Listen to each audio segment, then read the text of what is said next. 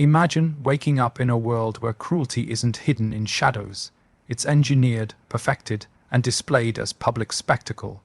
A world where an empire that built law, order, and civilization also turned human suffering into entertainment. Today, we're stepping into the Rome people don't like to remember. The Rome that didn't just punish you, it erased you, and what they did went far beyond brutality. It rewrote the very meaning of humiliation. The Aeon Way, Rome's most elite road, 11 miles of marble built on conquest, dawn 71 B.C.E. You'd expect soldiers, traders, the usual pulse of an empire starting its day. Instead, you see crosses. 6,000 of them.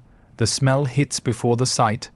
Blood still so fresh the morning dew hasn't washed it away. Then comes the sound, thousands of people barely breathing. Crows circle overhead, waiting. A Roman merchant walks by, adjusting his toga, not bothering to look up. A mother pulls her child toward the edge of the road, away from the bodies, not out of fear, just convenience. Kids play at the base of a cross like it's nothing more than a tree. These aren't criminals hanging here, not traitors, slaves. Men who dreamed of freedom and followed a gladiator named Spartacus. Men who came close to shaking Rome itself. This isn't execution. Execution would have been mercy. This is theater. 6,000 people dying slowly, placed along the empire's busiest road so everyone would have to see them, so no one could forget. Defy Rome, and they won't just kill you. They'll turn your death into a monument to their power. But here's what should really haunt you. This wasn't Rome's cruelest punishment. It doesn't even crack the top 10. What Rome did to individuals, carefully, legally, intentionally, that's where the true horror lived. The civilization we credit with law, order, roads, aqueducts, the backbone of what we call civilization today, also engineered the ancient world's most advanced system of public humiliation, and they recorded it all with pride, as precisely as an engineer drafting a bridge. In this story, you'll meet 3 people Rome chose to destroy. Not just their bodies, that was too quick, their humanity, and you'll see why the empire believed this wasn't cruelty, but art. First, understand Rome as it really was, not the Hollywood version. 50 million people lived under Roman authority, 3 continents stretching from Britain to Mesopotamia, 400 amphitheaters built for spectacles, one empire supported by surprisingly few legions. How do you control 50 million people without modern tech, surveillance, or instant communication? Rome found the answer: psychological warfare, and they mastered it. They didn't just build roads and aqueducts. They built a legal system spelling out who could be humiliated, how it should be done, and what it was meant to accomplish. The economy even benefited from it. Vendors, performers, sponsors all profited from public degradation. For 4 centuries, Romans were conditioned to see humiliation as entertainment, as civic responsibility. They wrote about it all: legal codes, letters, histories. Roman thinkers debated it openly. Cicero claimed witnessing public humiliation strengthened social unity. Seneca, a Stoic philosopher and advisor to emperors, argued that seeing others degraded made citizens more obedient. They weren't ashamed. They saw it as progress. You will meet 3 people caught in this machine. Perpetua, a young mother who wouldn't abandon her faith. Vercingetorix, a warrior king who united Gaul against Caesar. And Sejanus, the most powerful man in Rome, until one afternoon erased everything. 3 different people, 3 different offenses in Roman eyes, but one shared destiny. Public, systematic humiliation crafted to erase their humanity so completely that their downfall would echo for generations. What you're about to learn happened to real people whose names survived 2,000 years. Their suffering was recorded not as tragedy, but as proof the system worked. If this story moves you, if you believe these voices deserve to be heard, hit that like button. It tells the algorithm that history's darkest truths matter more than easy entertainment. And if you think remembering humanity matters, subscribe to Bloodstone Histories. We tell stories that should never disappear. Stay with their stories, they deserve that much. Carthage, North Africa, 203 C.E. Vibia Perpetua, 22 years old, married, nursing a newborn son, daughter of a wealthy Roman official. Everything to lose. She was Christian in 203, which meant treason, not because of beliefs, but because Christians refused a simple ritual, burning incense before the emperor's image, 5 seconds, a tiny gesture of loyalty. That's all. Perpetua was arrested alongside other Christians. For months, she was offered the same deal. Perform the ritual and go home to your baby. Refuse and face the arena. We know what happened in that prison because she wrote it down. Her diary survived, one of the earliest Christian texts written by a woman. She describes her father visiting. He kissed her hands, called her daughter, then lady, trying every kind of plea. He begged, "Have pity on my grey hairs. Have pity on your infant son who cannot survive without you." And she wrote, "I grieved for my father, because he alone among my family would not rejoice in my martyrdom. Guards brought her baby to her cell, let her nurse him, then took him away. Again and again. Each visit, just perform the ritual and you can hold your son forever. Each refusal, you're choosing death over your child. What kind of mother does that?" Roman sources describe what came next. They didn't torture her physically. That might inspire sympathy. Instead, they targeted her identity as a mother, breaking her through the one role they knew she couldn't abandon. The night before her execution, Perpetua wrote one last entry. She described a vision, climbing a bronze ladder lined with blades and reaching paradise. Then she wrote, "And I awoke, and I understood I would not be fighting with beasts, but with the devil himself." She was wrong. She would face something far worse than the devil, Rome's perfected machinery of humiliation.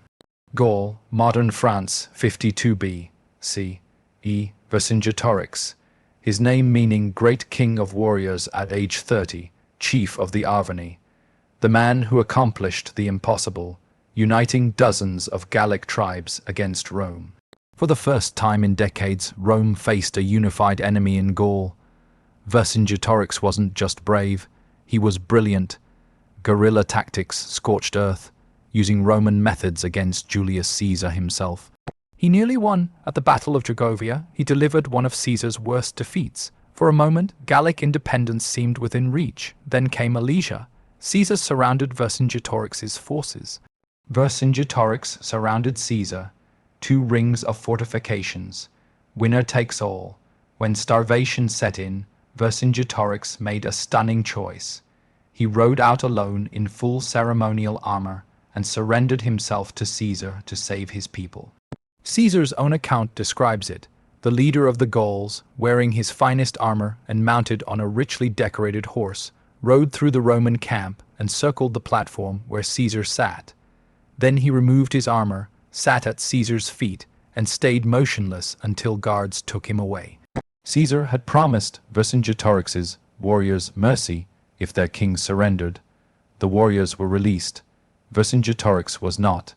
Caesar kept him alive, not for negotiation or information, but for something else entirely. Caesar knew he would one day return to Rome for his triumph, and a triumph needed the perfect centerpiece. Vercingetorix became that centerpiece. He spent 6 years in Rome's Tullianum prison, buried underground in darkness, isolated from everyone.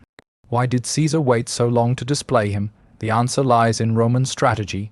Anticipation heightens impact. For 6 years, Romans whispered stories about the Gallic king chained beneath the city. His legend grew. His eventual humiliation became Rome's most anticipated spectacle. In 46 BCE, Caesar finally scheduled his triumph. Vercingetorix would be its star, not executed quickly, not left to rot forever, displayed, paraded, humiliated, and only then killed. Rome had spent centuries perfecting the triumph. They knew exactly how to break a king in front of an audience. March 7th, 203 CE, the amphitheater in Carthage, games celebrating the emperor's birthday.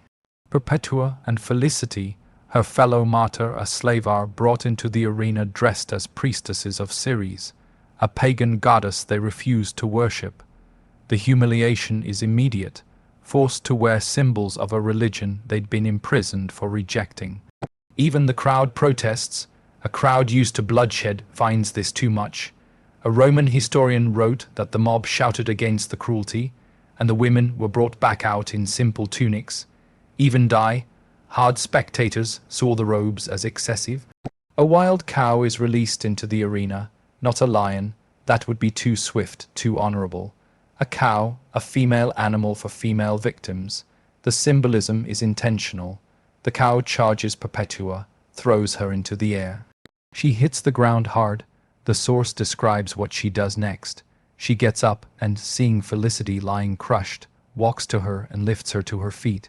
The two women stand together, bleeding, terrified, but united. Rome tried to break her. Instead, she showed them something they had no ritual for, compassion stronger than fear. The cow doesn't kill them fast enough. Protocol takes over. They're led to a side gate where a gladiator is assigned to finish them with a sword. A clean death, but the gladiator is young, inexperienced. His first strike hits Perpetua in the ribs, failing to kill her. The source says she guided the blade to her own throat. Even in her final moment, she refused to let Rome control her completely. 22 years old, a mother, her diary ended with a vision of paradise. Her life ended guiding a shaking gladiator's sword to her throat. September 46 B.C.E. Caesar's triumph, one of the grandest Rome ever staged. 3 miles through the city, past the Senate, through the Forum, ending at the Temple of Jupiter. Hundreds of thousands gathered, the largest crowd the ancient world had ever seen. The procession moved in order. First, displays of Gallic spoils. Second, floats showing Caesar's victories. Third, animals for sacrifice. Fourth, the prisoners. Vercingetorix walked among them in chains, not the proud warrior who surrendered 6 years before. His head had been shaved, a slave's mark. His clothing reduced to rags, but sources mention something striking. Despite darkness, starvation, and deliberate weakening, he walked upright. Rome's precision became even clearer. They didn't parade him straight through. They stopped at strategic points. At the Senate, he faced the full authority of Rome. At the Forum, thousands mocked him up close.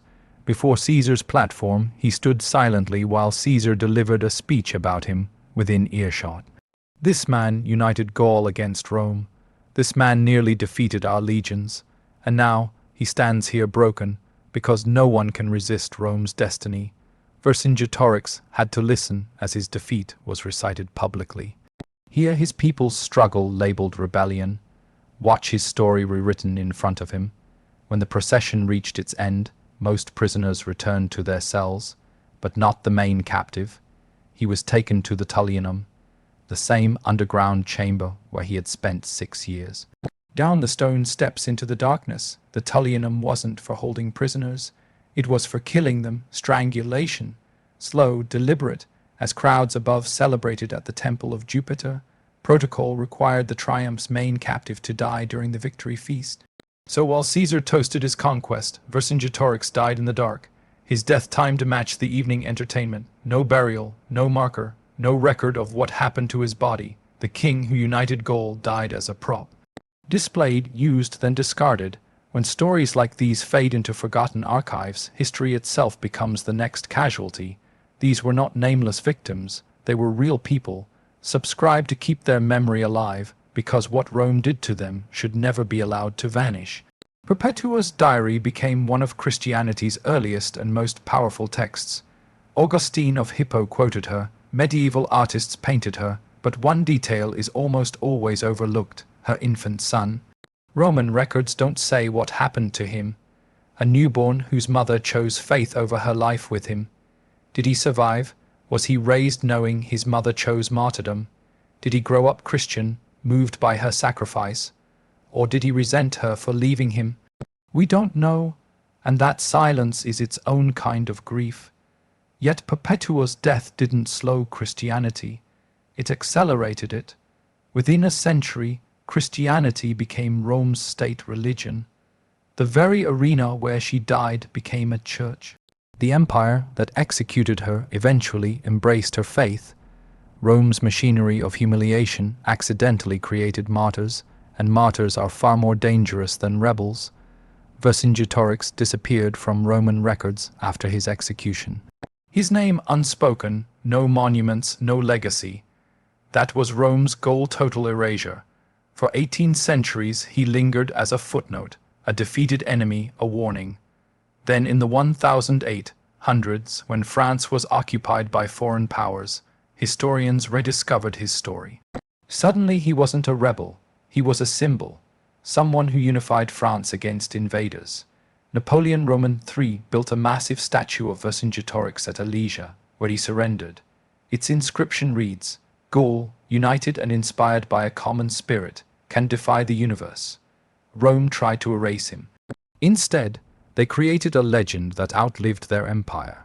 But the real man, the one who rode out of Alesia to save his warriors, he died in darkness, strangled in a pit, his death choreographed to entertain elites.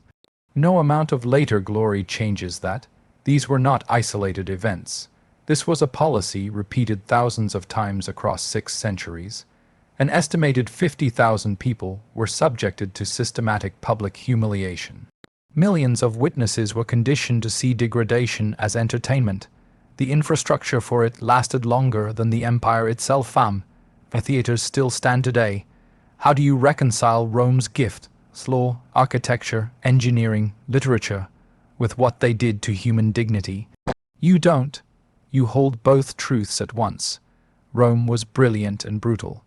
They built the foundations of Western civilization, and they perfected the machinery of public degradation. Both are true. That's why it unsettles us so deeply. Here's what should haunt us. Rome's methods didn't vanish, they evolved. Medieval public executions followed the same logic with new theology. Colonial powers turned triumph processions into victory parades. The modern world shifted public shaming from streets to screens. Rome understood something we still struggle with. Public humiliation is more powerful than private punishment. Witnesses don't just add to suffering, they multiply it. Modern trauma psychology confirms what Rome learned 2,000 years ago. Public degradation inflicts deeper psychological wounds than physical pain. Forced performance increases trauma by creating complicity. Witness participation spreads collective guilt and reinforces social control. Rome didn't invent cruelty, they organized it. They turned humiliation into an institution. They made degradation efficient. Perpetua walked into that arena carrying 2 unbearable weights, love for her son and love for her faith. Rome forced her to choose, and she chose knowing exactly what it meant. Was she brave? Absolutely. Was she right? That's not for me to say, but she was human, torn between 2 real loves, both demanding everything. Vercingetorix surrendered himself to save his warriors, noble completely, but Rome didn't care about nobility. They saw him as a prop for Caesar's political rise. 6 years of waiting to be displayed, then killed in darkness. He later became a symbol for generations who needed one. But the real man just wanted his people free. Perpetua and Vercingetorix are remembered because their stories survived. But think of all the others. The slaves on the Appian Way. The prisoners paraded in triumphs no one remembers. The men and women thrown to beasts whose names were never recorded. They died with no memorials, no stories. Their humiliation served its purpose, and then they disappeared. That intentional erasure might be Rome's cruelest act. You might think, this is ancient history. We're more civilized now. Are we? We've replaced amphitheaters with algorithms, but the mechanism is the same. Public shaming as entertainment, as correction, as control. We don't chain people on roads. We just make their worst moments go viral. We don't parade prisoners. We live stream arrests. We don't force people into arenas. We build platforms where humiliation is monetized. Rome had 400 amphitheaters. We have billions of screens. Rome reached millions. We reach billions. The technology changed. The psychology didn't. So what do we do with this? We remember, not to glorify suffering, but to acknowledge it. We remember Perpetua guiding the sword to her own throat. We remember Vercingetorix walking upright after 6 years in darkness. We remember that systems of humiliation don't need monsters. They need ordinary people trained to see degradation as normal. Rome fell 1500 years ago. But the crosses on the Appian Way stood for decades as warnings. The amphitheaters still stand as monuments, and the names Perpetua, Vercingetorix, and thousands more survive in fragments of text, inscriptions, buried records. What endured wasn't Rome's attempt to destroy them, it was their humanity. Despite everything designed to erase it, some spark survived long enough to be written down, carried forward, remembered. Maybe that's the point. Rome wielded immense power, intricate systems, centuries of refinement. But they couldn't fully erase the people they tried to break because someone wrote their stories. Someone kept them alive. Someone refused to let the erasure be final. Marcus Aurelius wrote, "The universe is change. Our life is what our thoughts make it, and death is only a release from the impressions of the senses." Rome tried to control even death, to make it public, humiliating, instructive. But they couldn't control memory. Memory belongs to anyone willing to keep it alive. You've just witnessed one of history's darkest truth, not ancient trivia, but a mirror. A reflection of what happens when humiliation becomes policy, when cruelty becomes culture, when systems strip people of their humanity in the name of order.